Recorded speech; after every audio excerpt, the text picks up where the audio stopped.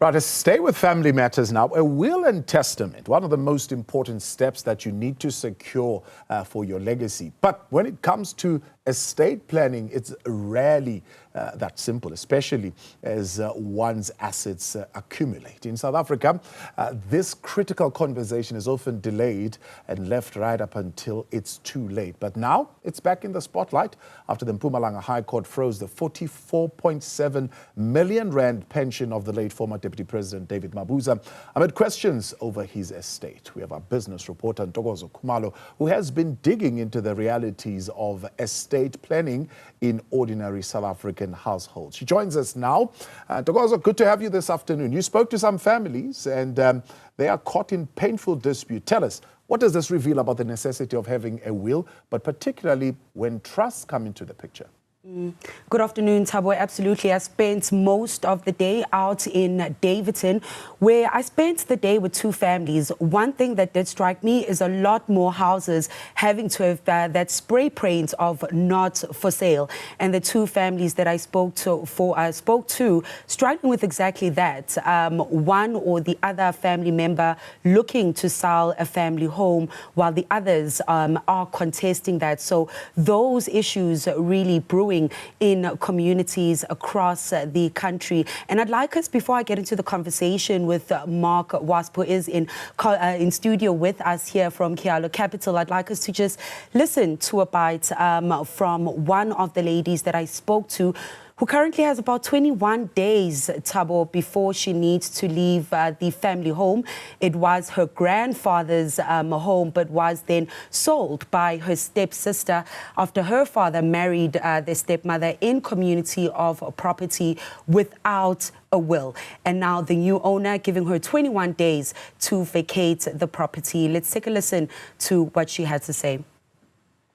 Ngwana stepmother o rekisitse ntlo rona re sa tsebe, so motho o rekileng ntlo o batla ho nkentsha mo ntlong, so ne ke kopa thuso for ho lona hore ke etse bang ha o le so. Taba ya ntlo ke bile surprise because hore ke be ke tseba hore ntlo ya rekiswa, motho a rekile ntlo o tlile a tlo go jwetsa hore o rekile ntlo, but ntwe e makatsang hore o rekile ntlo jwang because ke tshwere dipampiri tsa ntlo.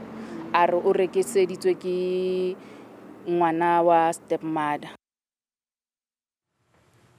of course, as I said, I do have Mark Waspe in studio with us. He's the executive partner with Caleo Capital. Thank you so much, Mark, for talking to us. Now, this is a case of average South Africans that I think cross across the board, because as I was speaking to those two family members, other community members came up to us telling us about other cases. But there are levels to estate planning. The will being one where every household is encouraged to have a will and testament for their estate planning.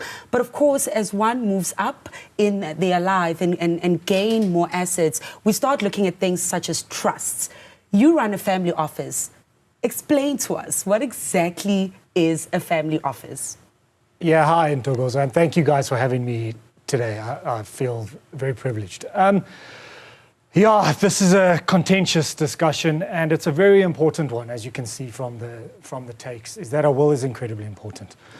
Look, and there's different levels of planning that every single South African needs, from the people like you just showed there, all the way up to the ultra wealthy, if you want to call it that. And everybody does need a will, as you can see. They need a plan in place when something happens and when they die, so that an instruction can take place with regards to their assets or whatever they've built. It's incredibly important. From a family office point of view, what we try and get across and what we try and do for our clients and families is actually create a truly agnostic, unbiased partnership with our clients. And what that does is it actually takes out a lot of the pain and suffering that comes after death. You partner with clients and you create a family office so that you do have an outsider point of view, an unbiased, agnostic viewpoint on all of these very, very hard touch points to talk about, like wills, like trusts, like estate planning. And when the real burden of death falls upon families and people, right, it's a tough time. And you need that outsider point of view that is unbiased and that has got your family's best wishes at heart. as we've seen with the late. And for great all David. family members, right, in that family. So as you talk then, that unbiased look at things, if I came to your office, what would that look like? What conversation would we be having then around me ensuring that I do have my estate planning in order? Well, we'd find out what you want to do as actually a family woman, as a family person, what assets you have, what liabilities you have, and we talk you through the process. The whole process of proper wealth management is taking you on a journey, okay, and creating that unbiased outlook along this journey so that we can then talk through it with you and build a plan that will be set in place for now and for 20 years down the line, right? We go through what you want to achieve, how you want to achieve it, and then set a framework around that to discuss all the things that are close to your heart, your business, your family, your livelihood, your assets, and actually then create what we like to call a family office ecosystem where everything talks to each other. And what that enables you to do is plan for these hard events when it comes to death, when it comes to family members that then come and get involved, trusts and wills, all kinds of things that we can talk about it, but it's really bespoke and it's catered to the individual and the family for their specific needs. And I suppose estate planning is all about that. It's catering to your specific needs and what you want your legacy to look like for your family. Let's talk about trusts a little bit. We haven't touched much on it through the day. The focus really has been on wills because a will can be for everyone. The misconception around trust is that it's just for super wealthy people and it is super expensive. It's not cheap, but talk us through how average South Africans, as they, work their way up in life, attain more assets, why they should consider a trust, and what kind of trusts that their households can consider. So there's two trusts that you can really consider, and trusts are, like you say, they're not as expensive as people think and as encompassing as people think. They can be very simple, and what they do is they protect the assets that you gather along your life. But more importantly, what a trust does is it removes it from your personal capacity and it protects it from creditors or people that will come and attack those assets, right, and try and get them and pull them out of your estate. Okay, and then they can be inexpensive. Yes, they're not incredibly cheap, but they're not very, very expensive. Investment. Yes, it's an investment for your future and your family's future, right? Trusts are able to roll over. They're able to give your beneficiaries, your family members, or people that you love actual gravitas, I suppose, when it comes to those properties, those assets. They're allowed to then keep them and they roll over without being attacked. And it's a very, very important part of family planning. And often lots of misconception. So I do implore people to get the right advice, sound advice. But like the word itself says, right, it's a trust. It's a trust. It's also a vehicle of trust. There needs to be trust in this whole process. There needs to be trust within the family, within the financial plan, and with the wealth manager. So it's a journey, that I like to call it, of this legacy planning and legacy creation, rather. And trusts are incredible vehicles still to this day within the South African system and works very, very well.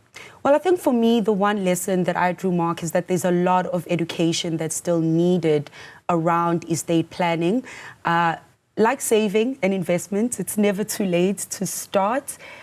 A word of advice for viewers that you can leave them with in terms of when and how they can take those first steps towards estate planning. Of course, they're not going to start at a trust, but how can they start towards that journey of ensuring that they really do build a legacy that they can look back and be proud of? And when they're not here, their family can continue that legacy. Where can people start? Oh, it's a great question, Ntokozo. It starts with education, but primarily for me, it starts with open communication. It starts with open, honest family communication about money, about savings, and about planning. Okay, and when you can have that open communication, that honest communication about what you're trying to build, where you are in your life, you can then start the process. You can then start saving, you can start putting things in place, and you can start really changing the mindset around money and legacy, right? It's not this all-encompassing, fearful issue that a lot of people say. If we can keep that conversation going, but open it up to everyone, and we can do this together, then we can add the education into it. Then we can add the different platforms and the different companies we can use, and all of that, the jargon that comes out in the world. But it's that open, honest communication about money, about legacy, about family, and then about planning. That needs to happen around the table, right? It needs to happen for all South Africans, no matter where you are, from the townships to Camps Bay, if you want to call it that. Yeah. Everyone needs to start having those conversations openly and honestly, and then hopefully we can start saving and planning, and the journey can begin. Well, I suppose that's the challenge then for our viewers. Dinner tonight, we are talking money and estate planning, Mark.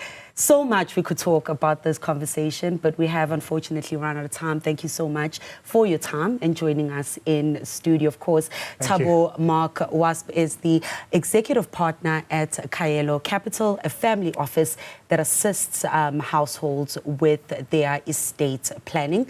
With that, it's back to you, Caleo.